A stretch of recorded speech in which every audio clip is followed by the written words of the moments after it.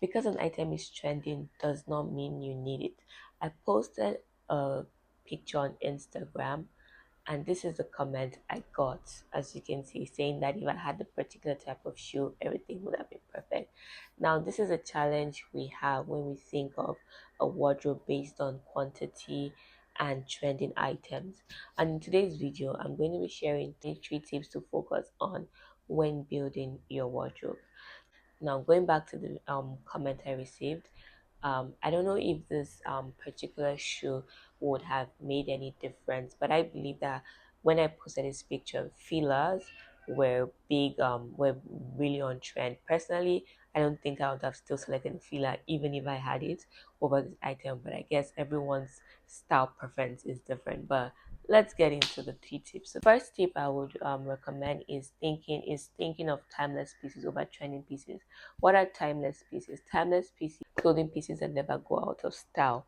So clothes that you can see yourself wearing in 2025, you can see yourself wearing probably in 2030, if that makes sense.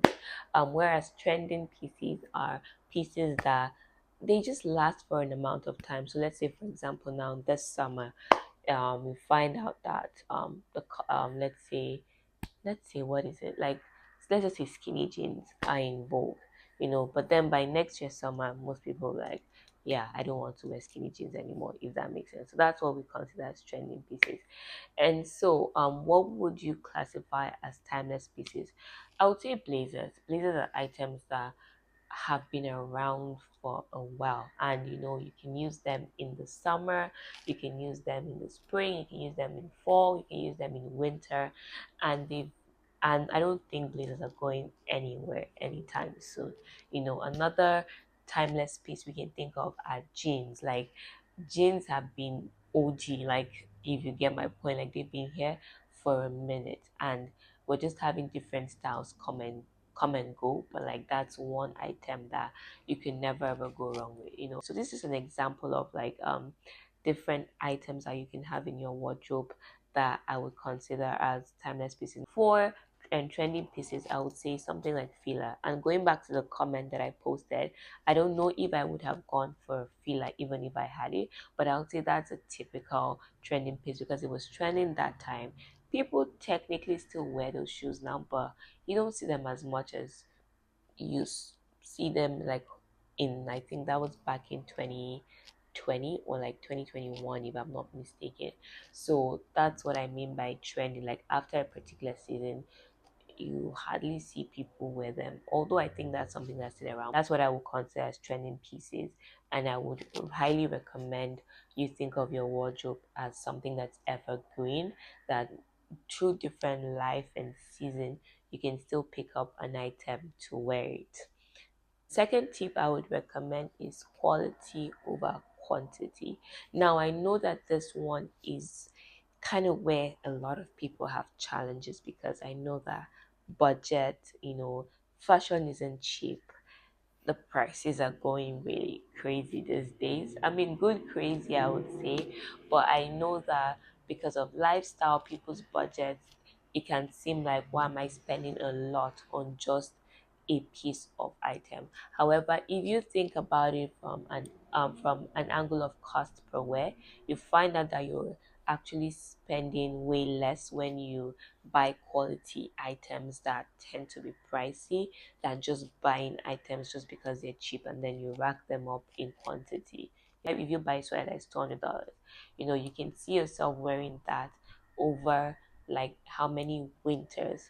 Whereas if I buy a sweater for, like, let's say $10 or $15, after the next winter, I don't know if you would still wear that. Now, it's possible that you might find really good quality items at a very low price, but I think that I guess the purpose is, where exactly are you buying the item from, and was it just a really good discounted sale you got it from, or did you just pick something off the rack because it's cheap? So I think that's something to keep in mind. And I'm very big on telling people that just because an item is on sale does not mean you should buy it. Like, because when you buy an item that's on sale, what you end up doing is that you end up filling your wardrobe with just different clothing pieces that after a while you don't need, and then you find that every single time you're having to buy things, you pick something that, oh, I bought it because it's $10, but then in a few months you're like, why did I buy this? I don't need this, if that makes sense. Or you find yourself in that dilemma of, I have a wardrobe full of so many items, but I never know what to buy. And that's because you filled your closet with things that you don't need, but you bought it just because it's on sale and you've enjoyed wearing it up. But after one or two times, it's like, this is not necessarily my style. The third tip I would say is a versatile wardrobe. One challenge I find that we fall into, and I've also fallen into, is when shopping, you shop for a particular event, and so for every event you have, there's a constant need to buy a new item. And then after that event, you cannot use your clothing. You can't use the item anymore. So I always recommend to my clients to buy clothes that can pair with every single thing they have in their wardrobe, or they can see themselves wearing with items you already own. When you do that, you find that you're creating more of a versatile wardrobe than a one-off wardrobe, and you also save yourself the dilemma of decision fatigue, because now um if you buy, so for example, if you go and you buy like an orange statement piece jacket, there's nothing wrong with that, right? Once in a while you should come out of your comfort zone. But then the problem with that now, or with that purchase, is, do you have accessories? Do you have other clothing pieces that would go with that statement piece? I think that, yeah. So if you don't have anything that will go with that statement piece, then that's a big problem, because now you've bought an item and it's just in your wardrobe, and it just feels like a waste of money. Know that it's important, to step out of your comfort zone once in a while and try things. However, I always recommend going about this um in a different way. When you're sure that you have items in your wardrobe, or you understand how to style yourself, and you have different pieces, then you can now throw in some of the statement pieces here and there. And next you're buying things, think of, okay, if I pick this item, does it pair with all of the items I already own?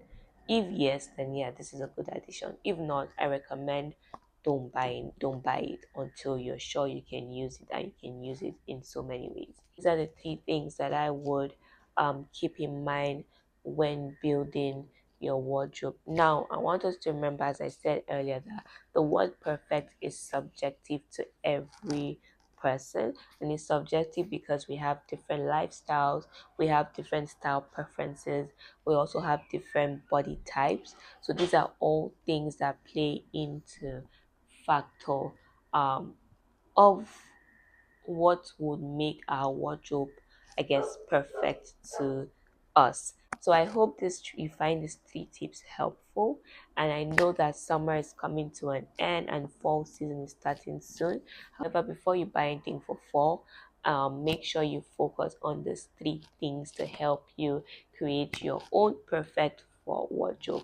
And I hope you enjoyed this video. If you have any question, please leave a comment below, and share, like, and comment. And I can't wait to see you on the next video.